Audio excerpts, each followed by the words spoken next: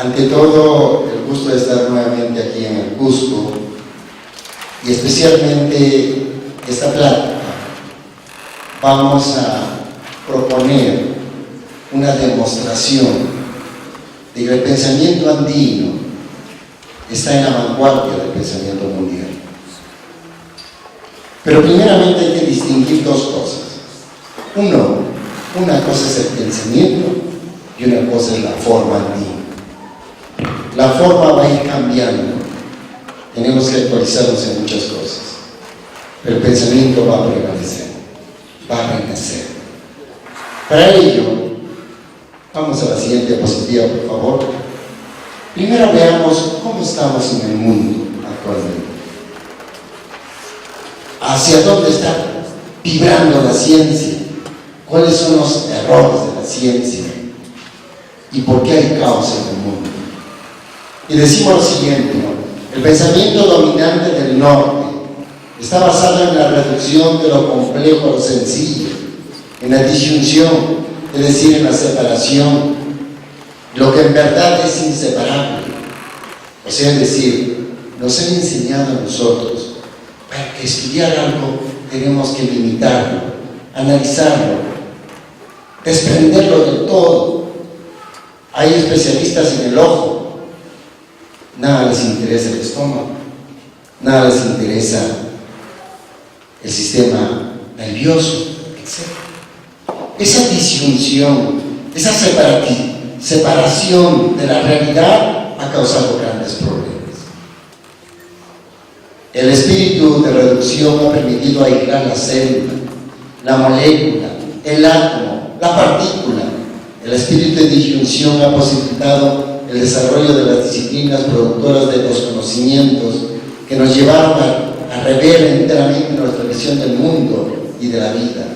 La especialización de las disciplinas cerradas, extrañas las unas a las otras, conlleva, sin embargo, al primado de un pensamiento que se vuelve miope, que aísla los objetos de sus contextos y de sus lazos naturales.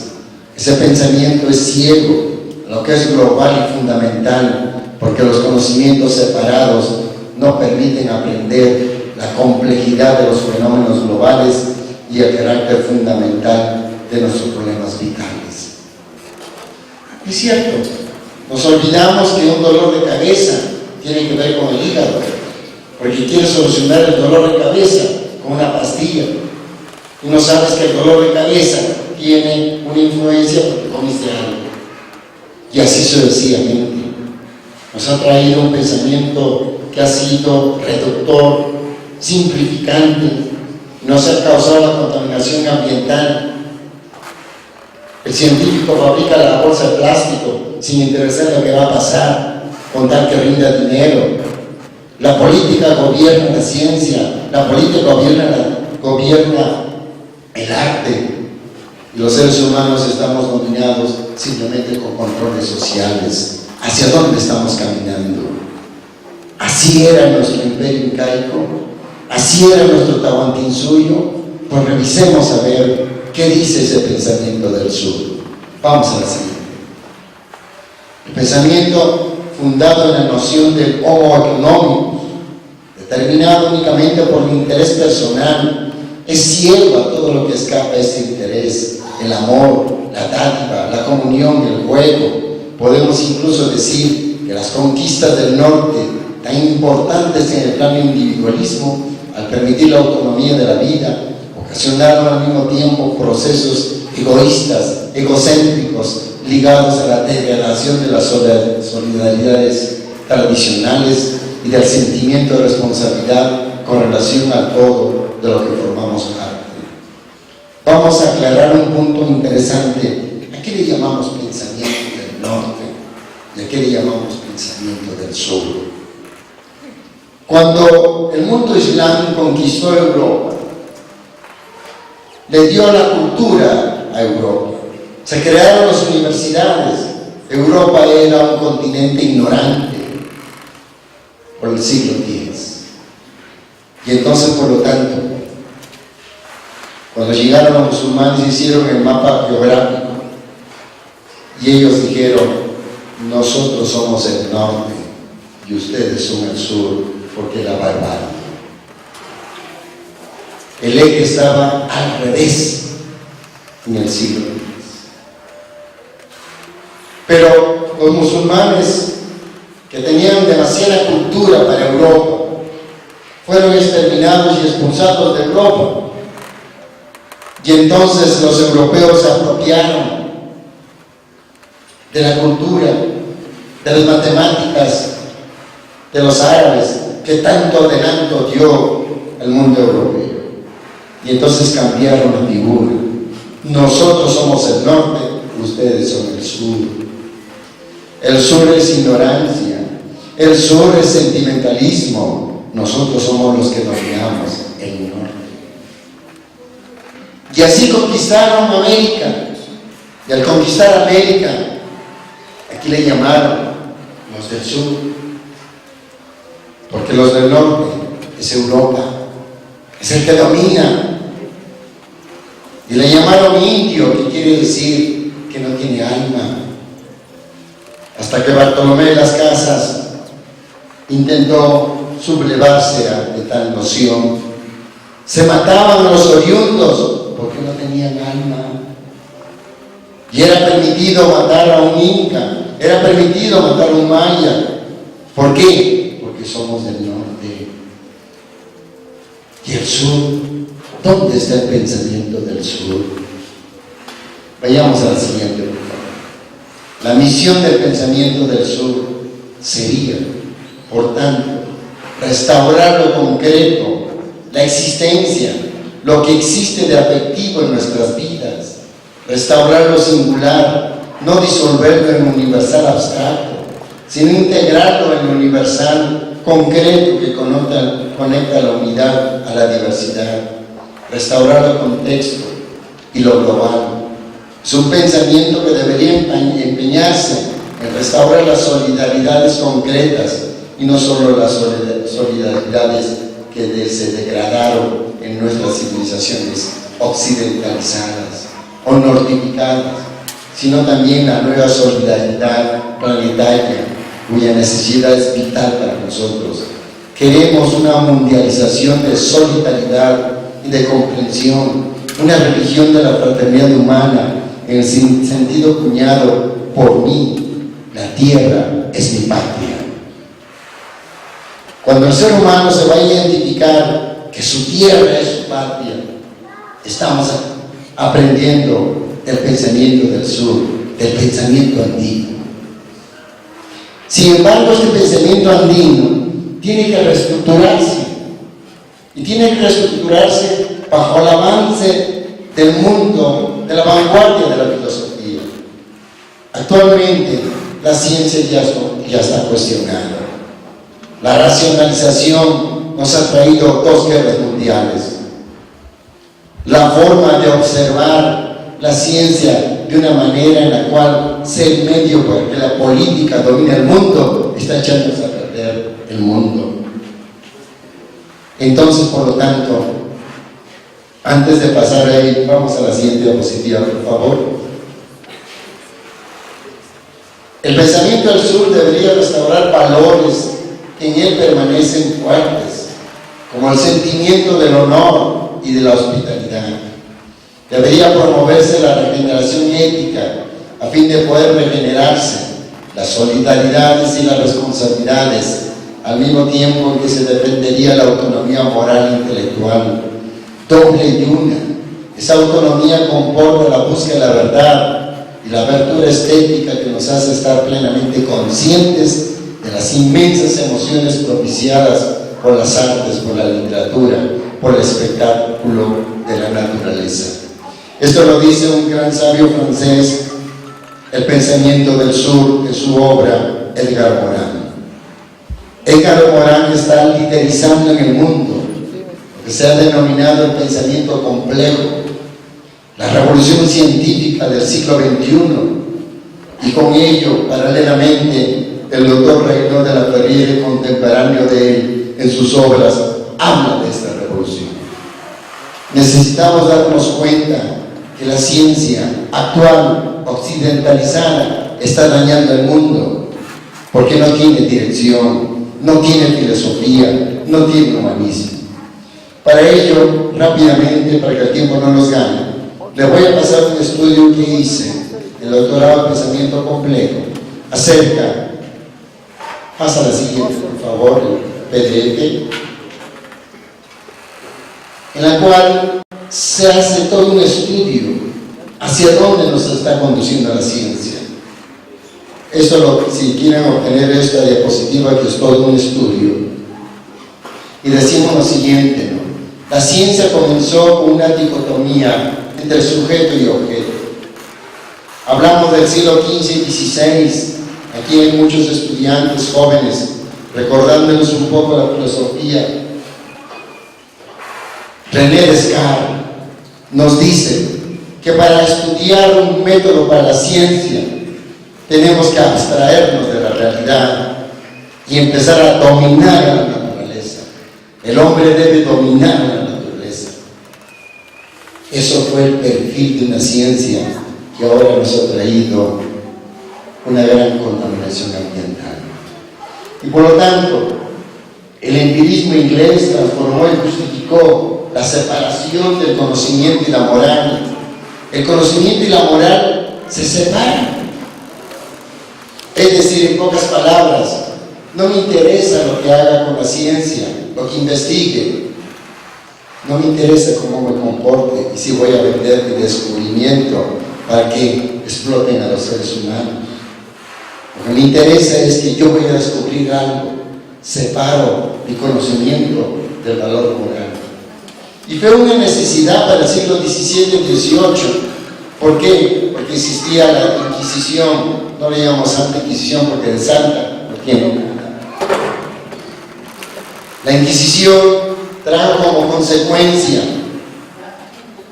que necesitaríamos separarnos de los valores teológicos para que funcionara solamente la ciencia. Y esa necesidad después se vertió como una contaminación para los científicos. Ahora el científico no se le va a calificar qué hizo con la bolsa de plástico que está contaminando el mundo. Simplemente se le va a pagar porque descubrió algo. No hay moral, no hay ética. Y entonces, por lo tanto, comienza una revolución científica.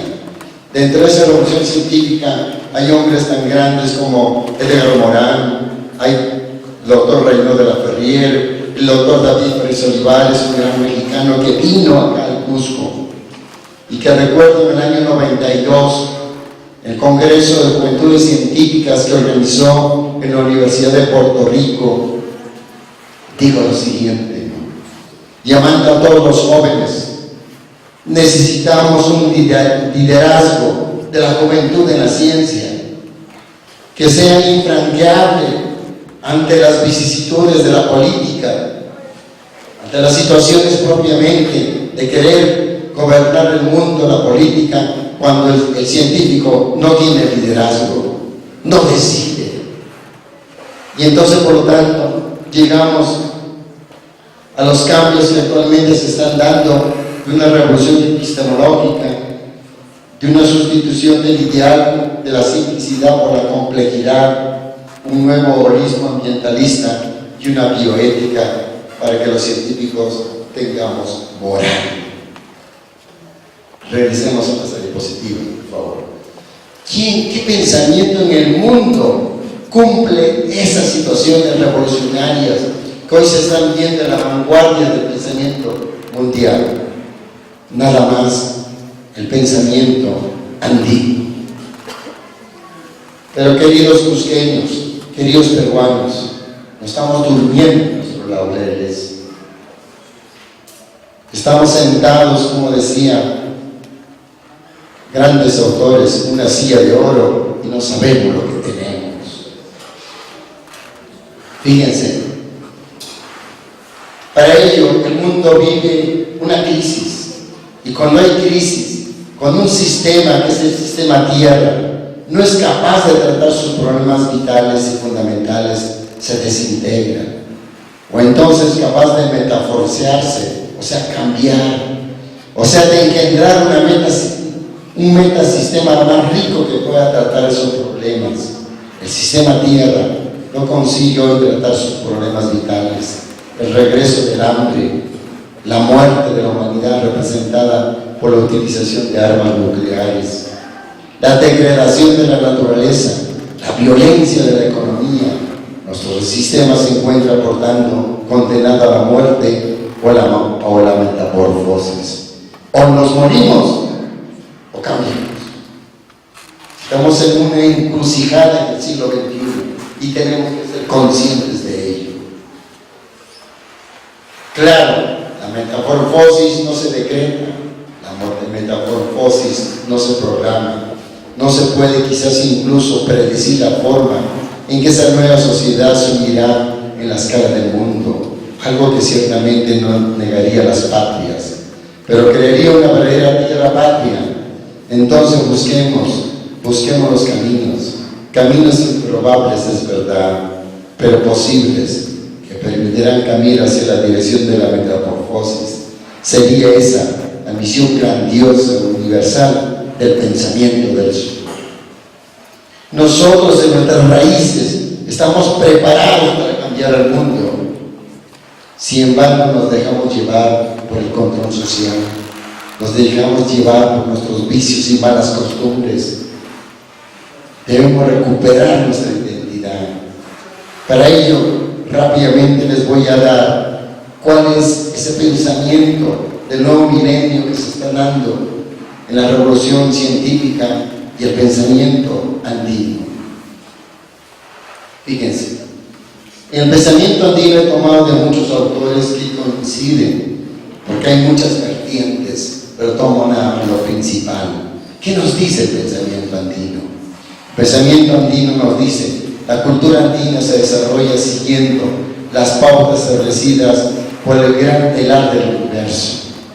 Es decir, todo está organizado como una última cósmica, sobre la cual el andino organizó y diseñó la trama cultural de su pensamiento holístico, de su pensamiento integral, de su pensamiento global. Estamos en un telar cósmico. Y el pensamiento complejo, ¿qué es el pensamiento complejo? Actualmente la vanguardia. Complejo viene de complexus, de telar, de trama. Y es lo mismo que se hablaba siglos antes aquí en el mundo andino. Dice en el nuevo milenio, en el siglo XXI, la primera de las características de las cuales hemos definido un sistema complejo es estar constituido por un conjunto de objetos, los elementos del sistema, en continua interacción. Esto implica que el sistema como totalidad tiene propiedades que no son la simple adición de las propiedades de los elementos. Que el sistema tiene una estructura determinada por el conjunto de relaciones entre los elementos y no por los elementos mismos. Que las relaciones que caracterizan la estructura constituyen vínculos dinámicos que fluctúan de manera permanente y eventualmente se modifican de forma sustancial, dando lugar a una nueva estructura. Filósofo García, 2006, página 125. Fíjense, el pensamiento complejo nos da ahora, en este instante en la ciencia, de poder observar diferentes realidades como uno solo. Nosotros no solamente somos intelectualismo, también tenemos sentimiento, también tenemos emociones. Cuando esas emociones, sentimientos opacan tu racionalidad, entonces gana la hormona más que la neurona y entonces estás desintegrado. Y para colmo, te vas a un psicólogo y el psicólogo no te puede hacer nada de lo físico cuando estás más mal en lo físico que en la cabeza. Y entonces, por lo tanto, tú no eres un hombre integral. El mundo andino, el andino era integral, porque sus emociones, sus sentimientos estaban en armonía con lo que estaba pensando. No quería generar algo en contra de su comunidad, era para su comunidad. Vamos a la siguiente, por favor. En el mundo andino, la ley de la reciprocidad, molde milenario de la memoria histórica de nuestro pueblo, síntesis del comportamiento ético y comunitario, mandato cultural único que bastó para equilibrar las sociedades africanas las antiguas. Eso era la reciprocidad. Actualmente, si no hay reciprocidad en la convivencia humana, no funciona el matrimonio. Y el mundo se da cuenta de ello. Pero las filosofías europeas no hablan de eso. ¿Quién habla? El mundo andino. Pero el mundo andino está occidentalizado actualmente. No vivimos como andinos, vivimos como occidentales. Y tenemos que recuperar la identidad nuestra. Y entonces, por lo tanto, en el pensamiento complejo se habla el principio de causalidad compleja que comporta la causalidad mutua interrelacionada, Maruyama, interacciones, retrasos, interferencias, sinergias, desviaciones, reorientaciones, principio endocausalidad, que es lo que los fenómenos de autoorganización conciernen. O sea, quiere decir que todo está íntimamente unido, que nosotros no podemos desligar, no, de lo que estoy pensando, de lo que estoy diciendo y de lo que estoy haciendo. En el mundo andino se daba eso, esa integridad. Actualmente estamos occidentalizados, tan occidentalizados que lo demuestro con un solo ejemplo. Fíjense, el varón pierde la costumbre en la casa de tener sentido común. Se va al supermercado, ¿no?, y compra todo lo necesario para la casa. Y llega a la casa y la esposa le dice: ¿compraste leche? No me dijiste. Tenemos bebé. Cierto, estás occidentalizado. Perdiste tu sentido común. Y el sentido común no se ve como algo necesario en el mundo occidental. El sentido común se ve como una pérdida de tiempo. El sentido común funcionaba en el mundo andino. ¿Sí me dio a entender, por favor, esta tarde? Bueno, en la cosmovisión dual andina, el concepto de Pacha está representado por tres elementos: espacio-tiempo, sintetizados en Purava. El tercero de Chica o Taipi, que viene a ser el mediador del personaje, eje por la cual giran los otros dos. Hace varias ponencias decía Máximo Pítalo que espacio y tiempo era muy necesario para el mundo andino. ¿Sí? Actualmente, en la filosofía actual, el doctor Reinaldo Laferriere manifiesta tres principios actualizados del mundo andino, que se llama vida, forma y pensamiento. El tiempo es vida. La forma es el espacio. Y el pensamiento tú lo generas porque vives en un tiempo y un espacio. Eso es lo que hablaba el mundo andino. ¿Okay? Las filosofías de vanguardia están vibrando con el pensamiento andino y no nos damos cuenta.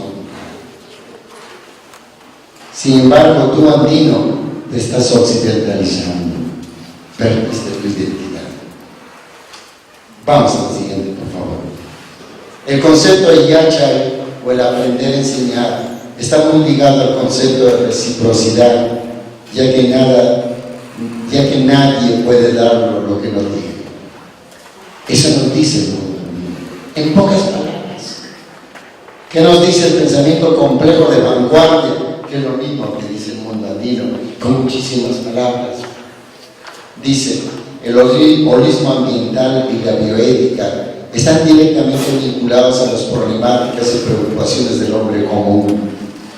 Podría afirmarse que en ella se verifica una transición de la práctica del saber a la teoría del saber, por lo que emana del novedoso las reflexiones que tienen su base, preocupaciones ciudadanas, problemas prácticos y afectan son sentidos más allá de los círculos intelectuales, ocupados en asuntos de técnica científica, político, ética. Por su parte, la epistemología de segundo orden y los estudios de complejidad tienen su origen en preocupaciones vinculadas a la ciencia y la elaboración de nuevas teorías. Se trata de un movimiento inverso que va de la teoría del saber y sus preocupaciones a la práctica del saber. Aquí en el mundo andino no existían marcos teóricos.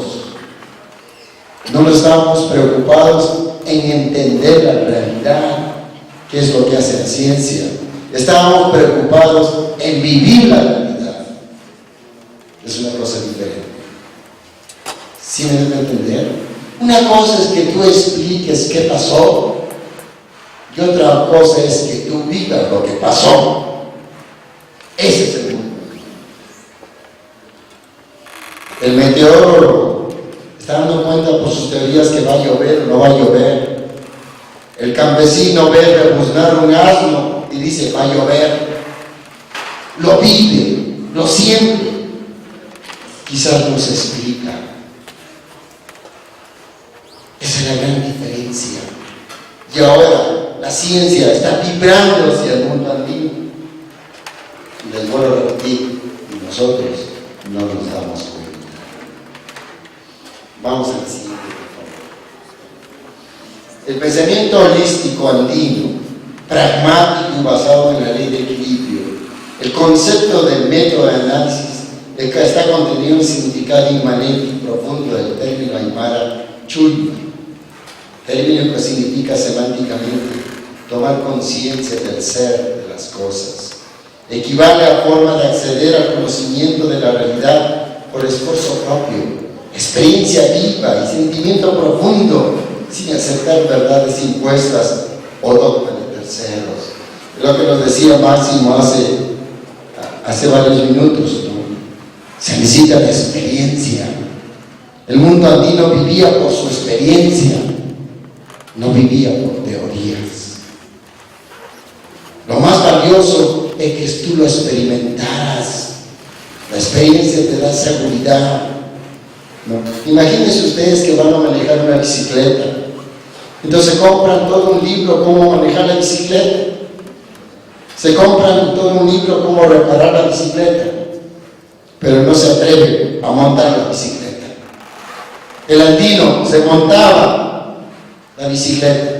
El occidental estudia los libros para ver cómo se monta la bicicleta. ¿Sí me debo entender, por favor? ¿Qué cosa es el mundo andino? Es práctico, pragmático, vivencial, es sentimiento, es experiencia. Cosas que se han desvalorizado en el mundo occidental. Entonces vayamos a lo que dice los descubrimientos del mundo occidental. La acción escapa a nuestras intenciones. Aquí interviene la noción de la ecología de la acción. En el momento en que un individuo emprende una acción, cualquiera que sea, esta comienza a escapar a sus intenciones. Si vas y le abrazas y le pisas, no fue mi intención, le dices, pero le pisaste. ¿Okay? Tus intenciones escapan en la acción. Esta acción entra en el universo de interacciones y es finalmente el ambiente que toma posesión, en un sentido que puede volverse contrario a la intención inicial. A menudo la acción se volverá como un boomerang sobre nuestras cabezas. Esto nos obliga a seguir la acción, a tratar de corregirla si todavía hay tiempo y tal vez de torpedearla, como hacen los responsables de la NASA, que si un misil se desvía de su trayectoria, le envían otro misil para hacerlo explotar. Y entonces, mientras en el mundo andino mi intención es mi acción, en el mundo occidental la acción no es mi intención. ¿Sí está claro, por favor? Entonces, si queremos recuperar nuestro mundo andino, que mi intención sea mi acción. Lo que yo te digo, lo voy a hacer. No, te digo que te amo y luego te engaño. Estás occidentalizado. Tú no eres andino. ¿Sí está claro, por favor? Te digo una cosa y hago otra cosa. Tu novia te pregunta, ¿me quieres? Y tú le dices, sí, yo te quiero. Digo una cosa y hago otra cosa. Tú no eres andino, tú eres occidentalizado. ¿Sí está claro, por favor? Estas son reflexiones para que ustedes se lo lleven a la casa. Vamos a la siguiente. En el campo del conocimiento es un sistema de espejos, en la cual la persona que observa y describe los símbolos está consciente de formar parte del contexto que está estudiando, de tal modo que el operador es simultáneamente observador y observado. Contrariamente a eso, dijo René Descartes. René Descartes dijo: hay que observar la realidad fríamente y olvida de tus sentimientos y emociones. ¡Wow! Entonces el científico se olvidó de sus sentimientos y emociones. Fabricó una bomba atómica. No importa que destruya, voy a ser el descubridor de la bomba atómica. Más de 200,000 personas murieron en menos de 3 minutos. Sin embargo, soy el descubridor. ¿Qué nos dice el pensamiento complejo? El problema de la responsabilidad del investigador ante la sociedad es, pues, el de una tragedia histórica. Y su terrible retraso en relación con la urgencia lo hace de una urgencia aún mayor. El problema de la conciencia y responsabilidad supone una reforma de las estructuras del propio conocimiento. Hoy en día tenemos que unir responsabilidad con lo que yo voy a hacer. Para colmo los colmos, no existe responsabilidad. Fíjense nada más lo que pasa en nuestras comunidades. Llega la mujercita y le dice el marido: ¿por qué te embarazaste? Con él es el que le dio un corazón. ¿Sí me entendí? ¿Por qué estás embarazada? Pues ni que fuera el vecino, tú la embarazaste. No te responsabilizas lo que haces. Y así tenemos muchísimos ejemplos. Estamos occidentalizándonos. No somos responsables de lo que hacemos. En el mundo andino, yo era responsable de lo que hacía. Mi palabra era honor. Si digo que te amo es porque te amo. ¿Ok? Bueno, vamos a la siguiente pregunta. El ser humano surgió a la vida para crear, porque siendo parte de la naturaleza, participa en la ley para crear y alcanzar la perfección. El aprendizaje que se desarrolla al aire libre tenía 4 etapas: la observación, para conocer el medio ambiente, la experimentación de lo observado y el descubrimiento de la realidad, para que con esta dedicarse a la creación de las soluciones. Eso nos decía hace ratito el profesor Sam Yatiri en su exposición. Nosotros tenemos que observar primero, y eso se le enseñaba en el mundo andino.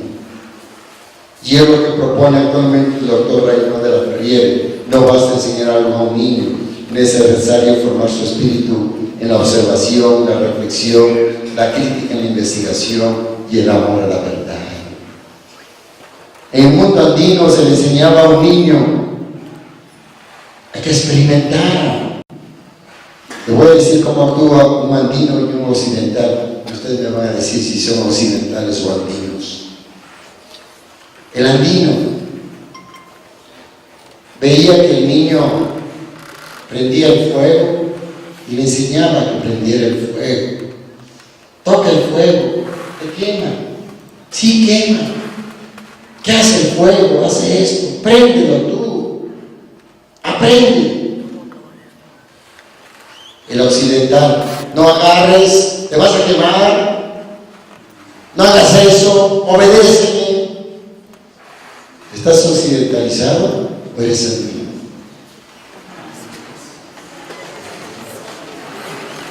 No querías que experimentara el niño. No le enseñabas con la observación ni con la reflexión. El occidental regaña, El occidental impera, el occidental somete, el andino participa, el andino enseña, comparte. Vamos al siguiente, por favor. El más fuerte y el más débil en una sola unidad sembiótica, dialéctica, que prueba la unidad de los contrarios en la cultura antigua. Mientras Pachacútec conquistaba los pueblos para educar a los pueblos, Carlomagno conquistaba los pueblos para someter a los pueblos. Dígame la diferencia. ¿Qué haces tú ahora? ¿Sometes a tu vecino? ¿Sometes a tu hijo? ¿Sometes a tu pareja? Estás occidentalizado. Tengo que decirte que no eres andino. Solo una razón abierta puede y debe reconocer lo irracional, azares, desórdenes, aporías, brechas lógicas y trabajar con lo irracional. La razón abierta no es represión, sino dialogar con lo irracional. Generalmente el occidental actúa así: yo tengo razón y yo tengo la verdad y tú te callas. Eres occidental. El andino pregunta, comparte.